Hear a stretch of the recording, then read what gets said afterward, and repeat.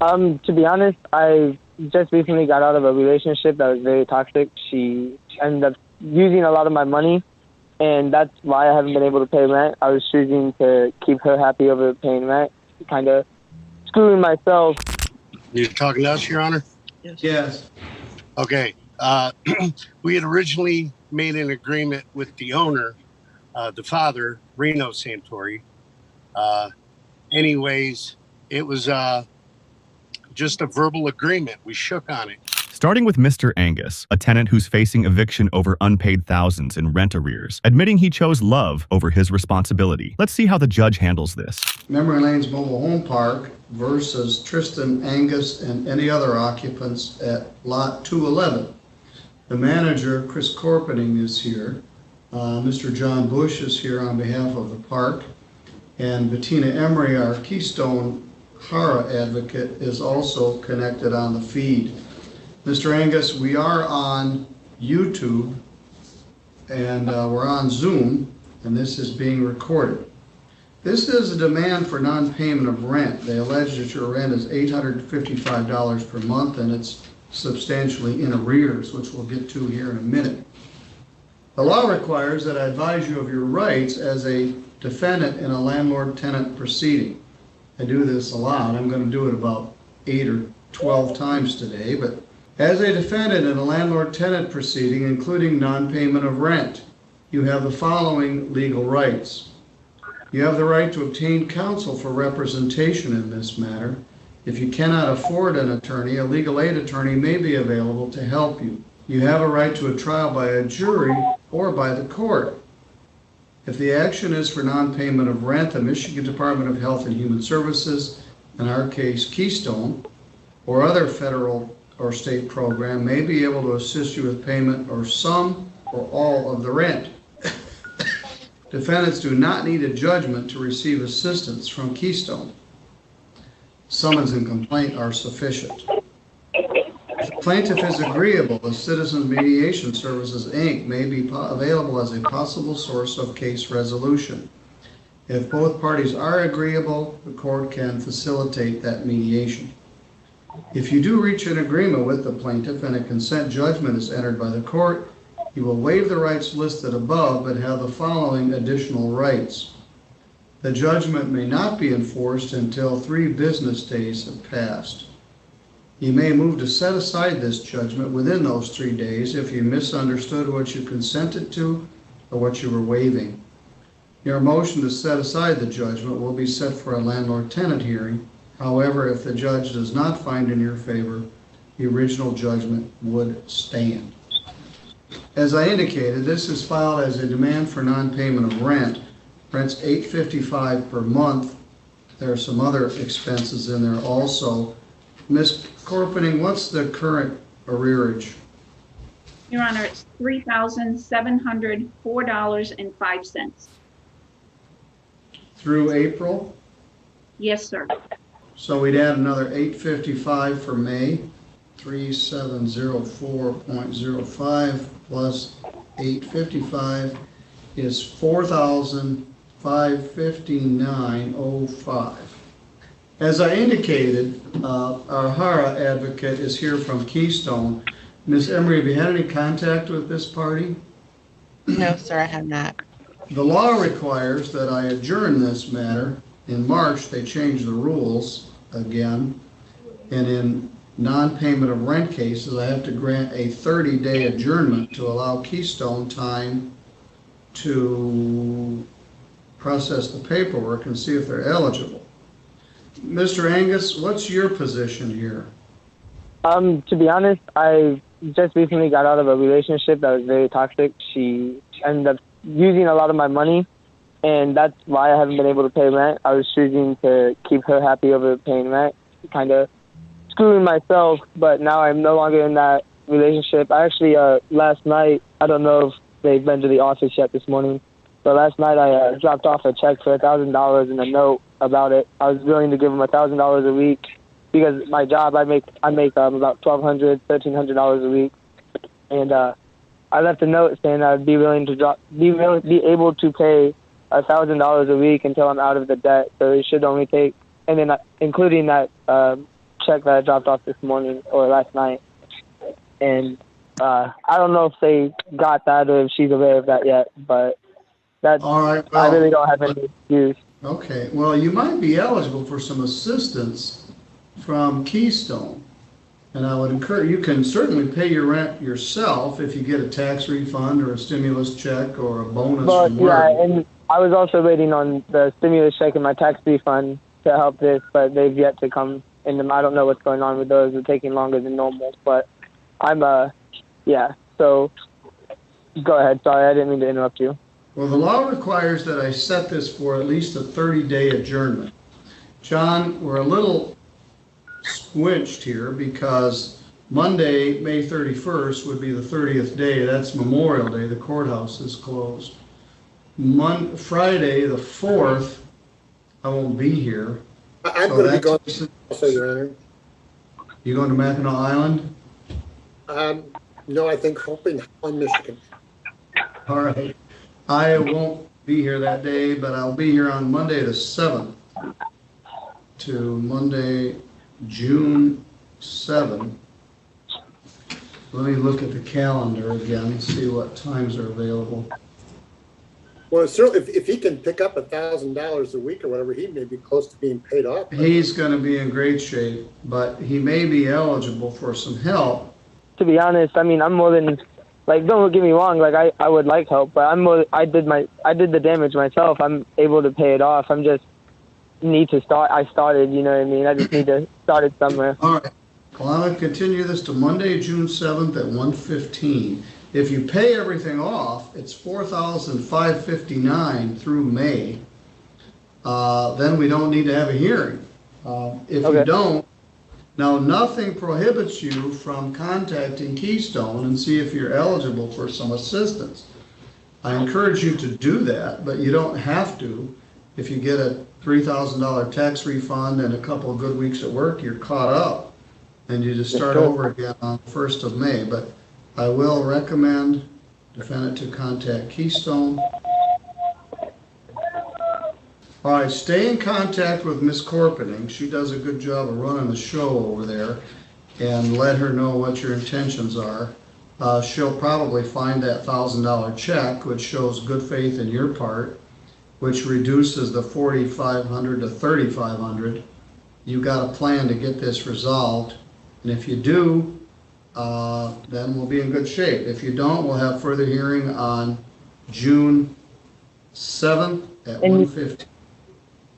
Sorry, I didn't mean to interrupt you. You said Miss Courtney's there, correct? Yes, And she can hear me and everything? correct. All right. This is directed towards her. I've also got new skirting on the way to repair the side skirt that's fucked up. Excuse my language. That's damaged and everything. So they left a note about that too. That I'm trying to get that fixed. It's just taking a few weeks to get in. Your Honor, I did get the letter and the $1,000 check, and I am willing to work with Mr. Angus. All right, very good. Where are you working? I'm looking at Dutchman Plant 815. All right, those places are booming right now. All right, good for you, Yeah. Mr. Angus. If this is resolved, you don't need to be here, and Christine will let you know that. If it isn't resolved, I'll see you June 7th at 1:15. All right. Thank you, sir. You're good to go. Now this one is on the Bowskis, who signed a land contract, stopped paying for years, and still thought they could keep the house after owning thousands in back taxes and missed payments. The judge's response? Let's find out. Okay, looks like we're ready to go. We're going to call our first case. This is entitled James and Deborah Steinman versus Stephen and Sonia Bukowski. Attorney Christine Yancey is here for the plaintiff. Deb Steinman is on the feed. Also, Stephen Bukowski is there. Mr. Bukowski, is Sonia with you? She's actually still sleeping. All right, but she's there. I don't know Apparently if she had to be here or if it could just be me, Well, because she's a named party, but let's talk about this. Also, Bettina Emery is here from Keystone.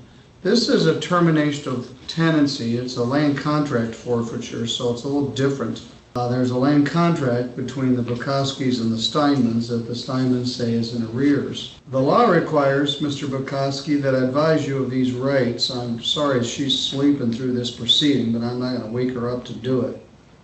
The law says that as a defendant in a landlord-tenant proceeding, including non-payment of rent and others, including a land contract forfeiture, you have the right to obtain counsel for representation in this matter.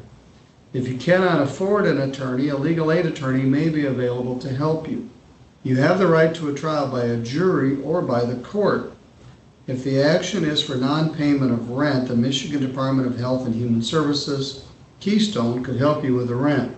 But this is not that kind of a case. Keystone doesn't provide assistance for land contract forfeiture cases. If the plaintiff is agreeable, the Citizen Mediation Services may be available as a possible source of case resolution. If the parties are interested in that, the court can set it up. If you do reach an agreement with the plaintiff and a consent judgment is entered by the court, you will waive the rights listed above but have the following additional rights. The judgment may not be enforced until 3 business days have passed. You may move to set aside this judgment within those 3 days if you misunderstood what you consented to or what you were waiving. Your motion to set aside the judgment will be set for a hearing. However, if the judge does not find in your favor, the original judgment would stand. This is the initial hearing. The law requires, Ms. Steinman, that I set this for a second hearing. In this particular type of hearing, it has to be at least 7 days away. So let's see what we can accomplish at this point, though. Ms. Yancey, the arrearage is alleged to be $4,000 plus other damages plus costs, a total of $7,323. Is that still accurate? It is, Your Honor, and just for clarification, the other damages are for real estate taxes that have been delinquent. My clients have been trying to get those caught up so that they don't have to face the threat of foreclosure from the county, but there's still some amounts that are going to be due here again, so they're doing the best they can to try to keep it current. All right. Mr. Bukowski, what's your position here? Okay. Well, I had all the money when I was waiting on money in the beginning of 2020. All my taxes, everything. I lost my job. I lost everything. I was waiting on taxes to get everything squared away. Now, first off, I never actually talked to them about it. It was more my mom that was discussing it with them. Well, let me ask this. Do you intend to try to catch up on this, or do you intend to move? I was actually, me personally, I'm intending on moving, but I'm not the first one who signed the contract. The first one who signed the contract would be my mother. And your mother is Sonia? No, Patricia Palmer. She's the first one to sign the contract. I don't know if you have a copy of her contract, but it says clearly on the last page in my contract where she signed. And she signed right on the line, and I signed off of the line, or underneath it. Yes. She's not a party to this action. Christine, what's the story regarding that? Your Honor, she signed on it, but if you look at the land contract, it's just between Stephen and Sonia. I'm not sure, I wasn't a party to that. She did sign on there, but she is not in the opening paragraph with regard to the contract being between the Steinmans and the Bukowskis. They made her sign first. They told her I could not sign that contract without her signing first. All right, well, that's an issue that's open here. I can certainly add her, but I was going by what the contract said in terms of its body. That's not, I mean, Well, that's not. all right, well, here's what I was asking. If you're going to move, it might be simpler to just move, quit claim the property back to the Steinmans and go on from there. Well, that's kind of the plan. I was kind of waiting for the court date, not to interrupt, I'm sorry. But I was kind of waiting for today so I could have my side to discuss things, because whenever I go by there, I can never seem to catch them around And I didn't Well, the think. law requires that I set a second hearing, and it has to be at least 7 days from today. Now, I wanted to keep the house. my mom says she wants to keep the house and she's willing to pay. I guess I would ask, is Miss Palmer there right now? Yes. May she speak? Just a minute. Christine, this is a little convoluted because she's signed under land contract purchaser, and Sonia and Stephen then signed as on the next line. So if you evict Sonia and Stephen, she has standing to say, well, I'm on the contract and I wasn't given notice. So perhaps we better add her. I can add her. I just didn't because she's not in the body of the contract itself. It's just regarded the Bukowskis. Well, that's true. However, I'm happy to it add would her, be- Your Honor. It would be simpler to add her now than to go through it and then she says, well, I have standing, you can't. And perhaps it's a solution to this. If I the can add her. Koskis wish to leave and Ms. Palmer wishes to take over the contract, maybe something can be accomplished in that regard. Does Ms. Palmer live there? Yes. So you and Sonia and Patricia Palmer all live there. Yes. And your intention is for you and Sonia to leave, and your mother would then take the contract over? Correct. For the last segment. All right, Christine, 7 days from today is May 7th. That may be a little soon. Then we have May 10th, Monday, and then May 14th. Let's see what that is. Your Honor, what time would May 7th be? Well, in the afternoon, I have a judge conference in the morning, but I'm thinking you got a adder and server. I'm not sure we can do that in 7 days. I know I can on the 7th. I'm working a United Way event in the afternoon. How about May 14th at 2? That works. Indicate you have 7 days to add Patricia Palmer as a party. But Patricia's taking over as owner because the Bukowskis are leaving. They're adding her to the contract, so now she's the person. I understand that's what you wish to happen, and maybe it will, I'm not sure. Christine, you can discuss that with your clients and see if they're interested in having to voluntarily vacate the premises by the Bukowskis and set up a new contract. But one issue, Ms. Palmer, it isn't like, well, I'm just going to take over the contract. There's the issue of the unpaid taxes. The Steinmans have been paying the taxes to keep the property from being foreclosed on. And so there is, and not to mention the fact that the land contract payments weren't made. They claim that $7,000+ is owed. And I think what you're envisioning is she'll just forgive all that and start over with you on a new contract. I'm not sure that's what they're interested in. No. So, her interest is catching it up. So your Patricia would catch it up? Can I speak? May she speak right now? And Your Honor, I can go ahead and get her amended. The concern obviously that we have, if she's been living there that whole time, why haven't the payments been made if she was there? Well, I don't know the answer to that, but I encourage you guys to talk between now and the 14th. I would be willing to talk. All right. In fact, Christine, would there be an advantage to putting you guys in a breakout room right now to talk while everybody is here now? All right. I can just go ahead with our other business. Mr. Bush has got plenty for me to do. And Bettina's going to save the day for a lot of people here. I'm going to put you guys in a breakout room and then you can just hang up when you're done. But everybody's here, including Ms. Palmer. At least you can discuss it. But for purposes of the record, matters continue to May 14th at 2 o'clock. And the plaintiff is going to add Patricia Palmer as a party. Okay.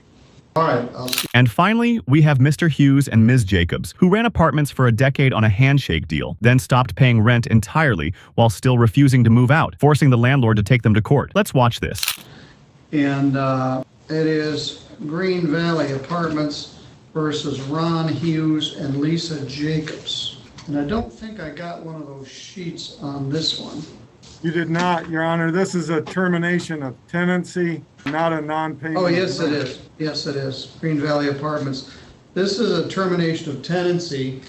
There's no lease in here because I don't think there is a lease. The notice to quit says that you're living there without benefit of a lease and you aren't paying rent, and they want you to move. Tenants are not paying rent and refuse to pay rent, and they don't want to move. The rights I read to you indicated you have the right to get an attorney or contact legal aid to attempt to get some assistance. What's your position here? You're talking to us, Your Honor? Yes.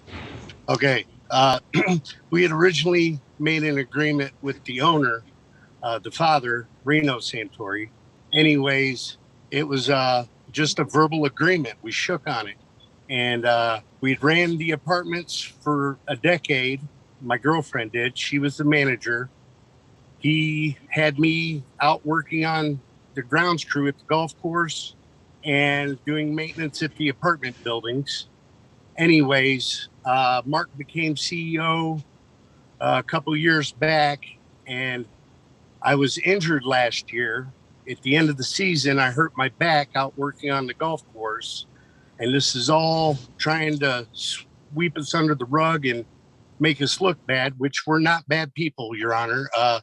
We had won 2 court cases for the apartment complex in your courtrooms. Hands down, the judge told Reno that Lisa should be his attorney. We're not bad people. We're not trying to drag this out. We do not want to drag this out. We want to move way worse than what the owner wants us to move. We are in the process of finding a place, but everything with COVID, everything's either tied up or disappears before you get to it. We've missed out on 2 homes. We were a week late on one home. We just missed out on another home. We were a day late. It's all a matter of circumstance. Were you $1 short? No, we had the money for the spot. We were just a day late. Well, what you're telling me, I hear very often, people would move if they had somewhere to move to. And the old saying that a handshake agreement is not worth the paper it's not written on, you have to have a lease to protect you and protect the landlord. So there is no lease, they want you to move. They also say you're not paying any rent. That's not a good situation. No. The law requires that I set this for a second hearing. I'm going to continue this also to next Monday, April 12th, and the day is very busy, but it's before we miss some dates. Lance, I'm going to set this for 2 p.m. Now, you've got a couple options. You can hire an attorney, you can ask legal aid to represent you, or you can just move. If you do move, you need to turn in the keys and get the forwarding address in writing with 4 days of moving. Next Tuesday, if I give them what they ask for, next Monday. Next Monday is April 12th. If I give them what they ask for, you'd have to move out by April 22nd, 10 days from that date. So we're not we're trying to drag anything out or give anyone a hard time. I was an Eagle Scout and honorably medically discharged out of the Army. I'm an honorably discharged vet on disability.